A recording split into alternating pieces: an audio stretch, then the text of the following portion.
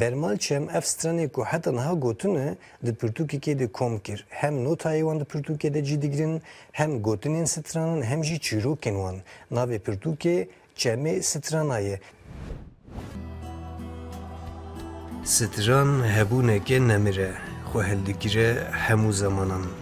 Bermal strana dilê xwe, strana dilê me û strana çiyayiyan distirê. Strana bermalê bilind e, zîz û asê ye, her wekî çiyayên welat e. Kûr e dengê wî, ji binê bîra zeman diqêre gotinên dapîr û bapîran. Gotina wê ristika li gerdana çiyayiyan e, bazind li zenda zinariyan e. Ritma wê zengîla dilê şervanan e, ji Zagrosan heta Botan û Dêrsimê miriyan ji xewê şiyar dike, pak rewanan oxir dike.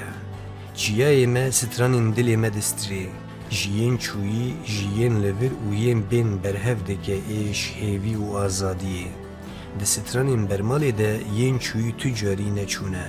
Wan dengê xwe hiştiye li nav zinaran, gotin û awaza xwe li xaçereyên dûr û nêzik. Lewma rêye her strana bermalê, ber bi azadiyê ve bang e.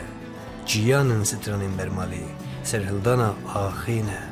Cemin, bi dengê zelal ji jiyanê de herikin, mîna bêriya xwebûna siberojan. Gulnexwînin, carna bi xembarî li pey çûyîna hevalan dil disûjin. Carnan wek berfînê serî hildidin li ber sir û seqama demê. Stranên bermalê hêviya gerîlayekê ne, li ber agirê şevekê biharê xwe li dilê hevalan dipêçin. Bêriye, bêhna keziyên çiyayiyekî digihînin xuşk û dayîkan. Ah û kesera dilê dayîkekê ne, ji nava dilê wê difirin û dibin awaz. Roniyeke ku di reşika çavên zarokekî de diçûrise.